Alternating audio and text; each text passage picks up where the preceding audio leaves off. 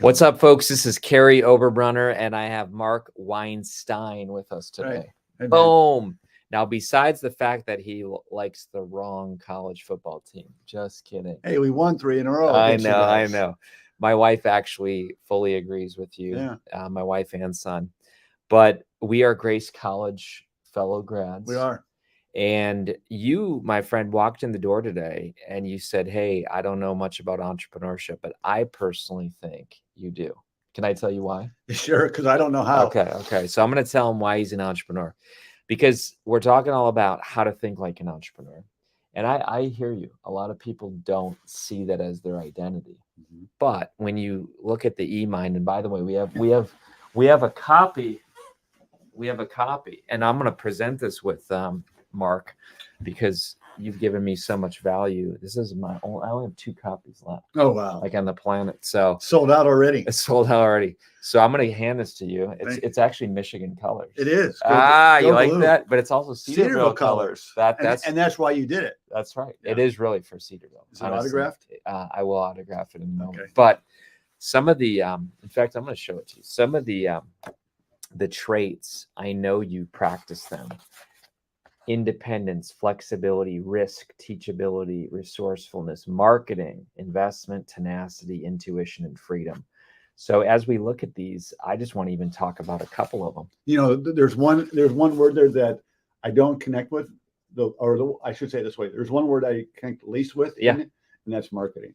Ah, But everything else, yeah, I can see. come on, really? You don't? Yeah, no. I think because PR and marketing are 2 different things and 2 different sides of the brain. So, I mean, Janice is great with marketing. I see. I feel like I am stronger in public relations. Not that I'm good at it. Yeah, but you are good at it. That's where I connect. I think you're very good at it. In fact, I'll tell you why you're good at it, because before I even came to Cedarville, I was seeing your work. Yeah. You know, and let's talk about that. So let's hit the one that you least connect with, because great. Marketing master storytelling. I do like telling stories. See, that's how I define marketing, storytelling. Okay. Yeah. So you are telling stories all the time. In fact, Right. you tell me, hey, Kary, what stories do you have? Right. And then you pair up like Ella. Right. Our student writer. Yeah. And you Right. got a few of them. Yeah, we do. So why do you think people resonate and connect with stories rather than facts, data, figures? Well, I think people resonate with all that, but I think stories more so, because I mean, just go back to Jesus telling parables. Yeah. He told stories. I think that's how we can identify with a story. We can personalize a story. So Yes. I think that's why people really gravitate to story. That's why movies are really popular, because there's a story being told. Yes. So you got me on something now. go ahead. There's this musician, I forget his name, but I see he always pops up on my YouTube or Instagram. His name's Connor. I don't know his last name, but you know how he's really blowing up, like we're talking like that, because rather than say, hey guys, I got a new song, he does a little story. So he'll literally have somebody enter his door and they'll be like, man, I just had my pet die. And he'll be like, hold on. Yeah. Here's a beat. And then they'll like tell a story. You know what I'm saying? Yeah. So he wraps even his YouTube videos around a story. Yeah. And another reason why I think stories are important is I think we are built, we are created for relationships. Oh, that's good. And that's just another way of telling stories. That's right. By sharing life, sharing experiences. That's right. So yeah, I do like telling stories. I don't think I'm an entrepreneur. But you're good at storytelling. But by your definition, maybe I am. Yeah, I think you're going to read this book and you're going to be like, whoa, maybe I am an entrepreneur. I won't be able to put that book down. That's right. That's right. Well, you know the whole French thing and the cycling and all that. But that's really what the book is. I take 2 wheels and I put a spoke and I basically, have this. Oh, that's cool. You see what I'm saying? Yeah. So, folks, there's 1 spoke, 1 wheel, and then there's intuition. You're going to have 4 others on that wheel, and then you have the second wheel. So let's talk about this, though. Here's where I see you showing up filled up. Sure, go ahead. I see you. Let's talk about independence. No one is coming to save you. So how have you in the PR department at Cedarville kind of had to say, you know what, I'm going to totally own something in could be the podcast room that you have, Yeah. could be connecting to news stations. But what do you feel like you just have to own totally? I think I have to own public relations totally, because Ah, before before you came, before I came, yeah, we were doing a good job, mm, and there was ownership, but maybe we were lacking something. And yeah, that's not disrespectful no, to whoever was in the position before, because I think he absolutely, did a nice job. He built yeah, a foundation for me to build upon. absolutely, But you know, I speak to my student writers. I have a team of maybe 5, 6 student writers, mm, and I tell them, and I tell my staff as well, don't be like a waiter at a restaurant and be an order taker. Guide the person at the table what they want to eat, and take ownership, take responsibility, and guide them. I So I think being independent is taking ownership and yes, having a drive and a vision and going for it. I'll tell you why your mentoring's working. Ella will, probably the third time now, she's emailed me this semester and said, hey, thanks for the stories that I've already done. What do you have next? Yeah. And then she says, I'll come to meet with you. And then she says, you know, let's set up a calendar. Like, in other words, she has removed all the back and forth friction, you know? And I mean, that goes into also like with my work with the media. You know, I'm a former journalist. I'm a recovered journalist. Really? Okay. And I know that in the media world, if you can make their lives easier, yes, and feed them what they want, yes, you're going to be more successful. That's why we've been very successful. In other words, so that they don't have to search for the bio, the headshot. Oh, look at that! That thumb just popped up. Even what was that about? I don't know. I think I just did that and it popped up. So even not more than that though, you know, they know if they can come to Cedarville to get comments, to get background, to get photos, to get really most of their story done, that makes their life easier. Yes. And they're going to come back again. Yes. As long as what I provided them or we provided them is so quality. Good. And I love how you said just a moment ago, relationships, because that's one of them. Investment, make friends before you need them. Yeah. You have people on your speed dial that your friends list, you've built the relationship so that the PR people know if we call this, if we answer this email from Mark or answer this phone call, we're going to get a good story. I hope so. I think so. And a recent example with that, Kary, was just Friday. I have a student writer, Sarah Mummert, and she's writing a story about a husband and wife who have donated a lot of money for scholarships for pharmacy students. Oh yeah. Okay. So she didn't know how to go about reaching this person who doesn't work at Cedarville. It lives in the greater Dayton area. So I go, let me call him. So I called him and said, Phil, we're doing this story. Sarah Mummins is the writer. What's the best way for her to reach you? Because she's going to need to ask you questions so we can do this story well. And so that's you called him. I just called him. You know what I would have done? Loom. You would have loomed him. I haven't got to loom. I haven't got to loom yet. But I love what you're saying. It's probably even better to call him because now he's on the phone with you. So I love that. And I love it when, whether it was Phil or other people, when I call them, and these are probably people I have called before, that when they answer the phone, they say, hi, Mark. It's not like they don't know who, they have me in their system. That's what it tells me. Absolutely. So we have a connection. That is so true. Yeah. Well, and that's why that even point says make friends before you need them. You've invested. Yeah. And you don't just go to them, when you need a favor. You're actually helping them by saying, I got a really good story. Yeah. Okay. That's how I see it. So let's go to the next one and say risk. Ooh. You think I'm a risk taker? Listen, you've said, I'll tell you why I think you've said this. You said to me early on, we need to adequately report Kary's marketing of the entrepreneurs. Yeah. We need to not mess this up. We need to. So like before I even stepped on campus, I really believe this. You greased the wheels for me. I don't know if I did. I really feel like you did, because people said, oh, I read your story already. Like there was a context. I didn't have to come in and be like, hey, I'm the Newberry chair. you'd already written it, but that was a real little of a risk. Hey, we'll do a big write up on a new professor before he even comes. Like, what if I'm a mess? What if I'm a joke or something? Well, So where have you got to take risks?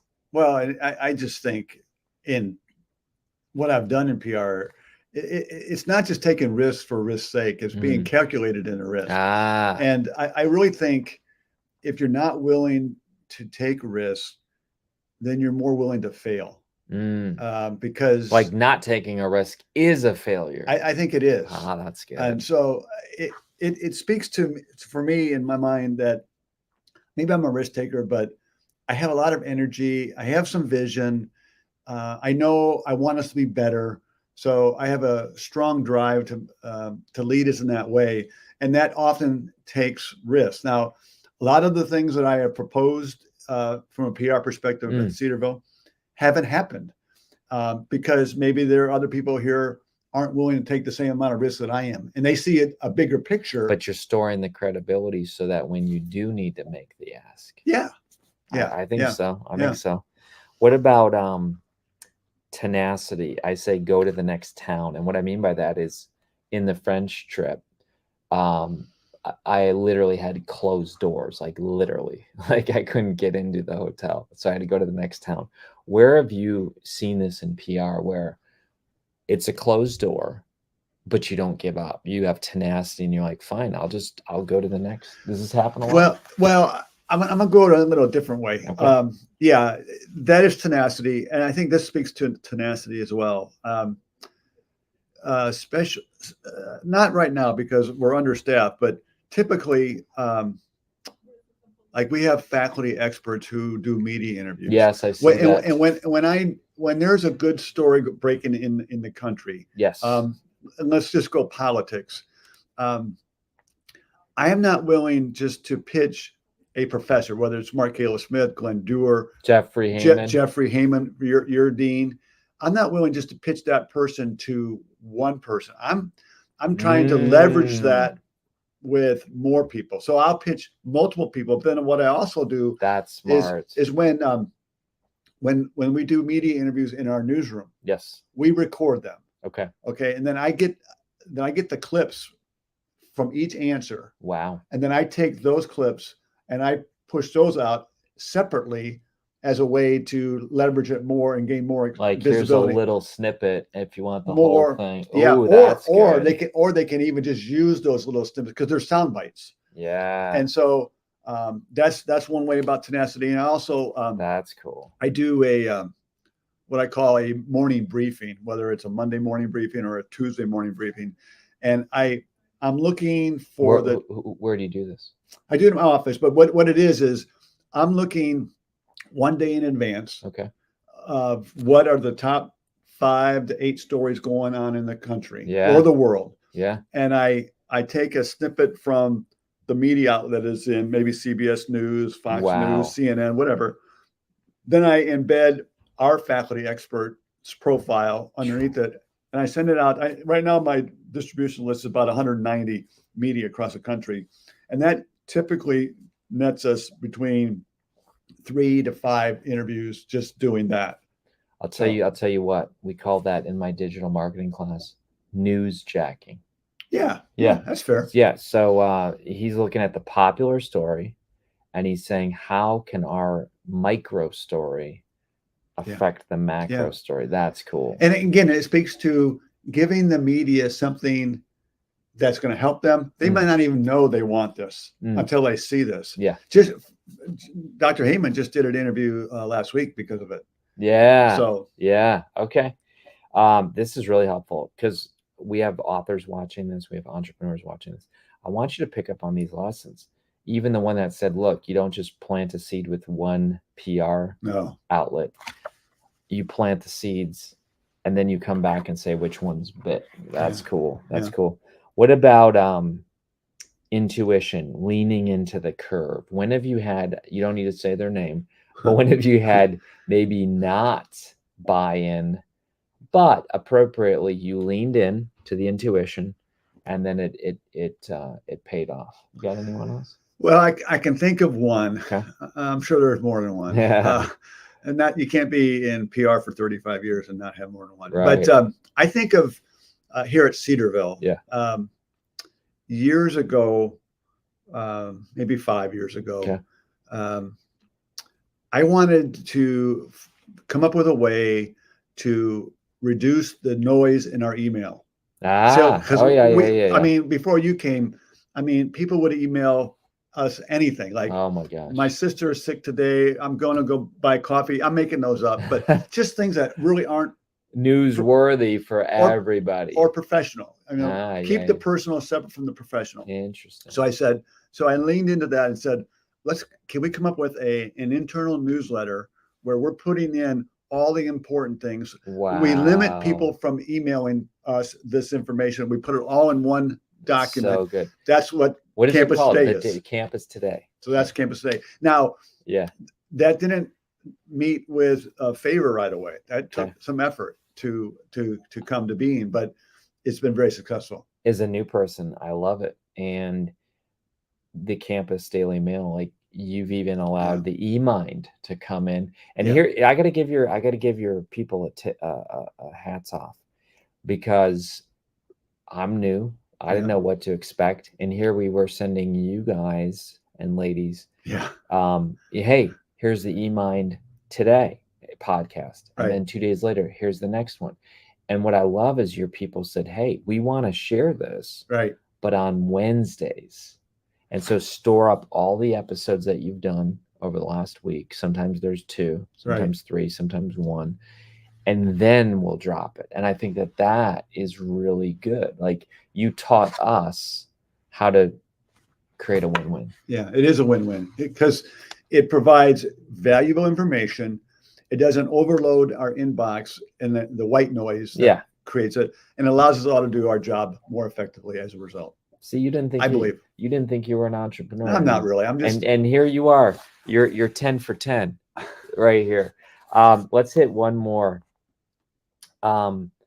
Flexibility. Map it out, then make it up. What does that mean? So what that means is, like, you got to have a plan. You got to map it out. Okay. So, like, you map out a plan, like, we're going to do these stories or we're going to do this initiative, but then you hit real life.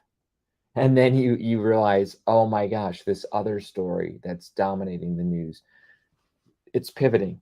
So it's flexibility. In other words, in PR, you have to put on your entrepreneur thinking to say, we got a plan, but then we have to flex. I don't think I am a great planner per se. I think you kind of are flexible in general. I think I live in the moment. I think I live in real time. Oh, that's good. So I if there's a downside to me is I don't plan enough, but being flexible, how I have to be flexible in my job is one, there's no day the same. So I could and this has happened. I think of my time when I was working at a university in St. Louis, where I came to work and it was just a normal day.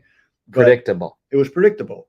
But what was unpredictable, and I had to flex on it for a long time thereafter, was the chairman of the board came into my office, closed the door, but it never happened, and said, we have this situation, a very serious matter involving our president.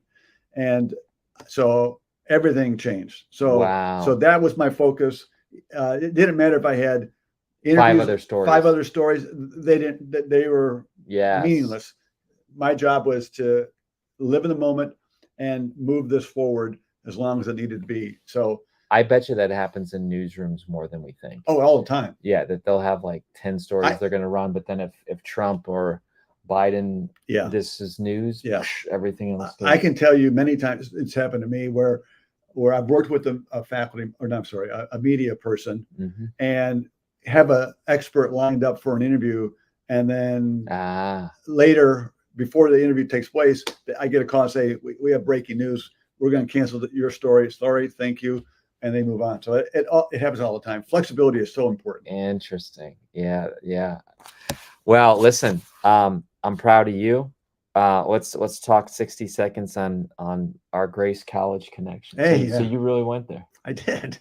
A lot earlier than you did. Well, maybe not. You got more hair than me. So you went there, and I mean, I love those years. Yeah. Yeah, were those good years for you? Well, they were. I mean, I was a very bad student. I Okay. mean, I didn't know how to study. I made it through, and that's the best thing I can say about my academics there. But it was the right place for me at the right time. I think if I had gone anywhere else, I wouldn't have been able to succeed. So I'm very Wow. thankful to the faculty at Grace, Yeah, and the experience that I had. And so that's yeah, great. yeah. I love Grace College. I mean, man, wow. I love Cedarville more, I do. but I'm Yeah, thankful for Grace. I love Cedarville too. Really glad I'm teaching here. Yeah, yeah, we are too. But yeah, those mentors and faculty in Like Skip Forbes. Duff. Yeah, I'll tell you what. I got to tell you a story about him. Oh my gosh, this is funny. Okay, I'll say it really quick. Dr. Forbes said, you know, how many of you have ever said, why me? Mm. Because if you've said, why me, that's selfish. You're basically saying, you know, God, why is this happening to me? Yeah.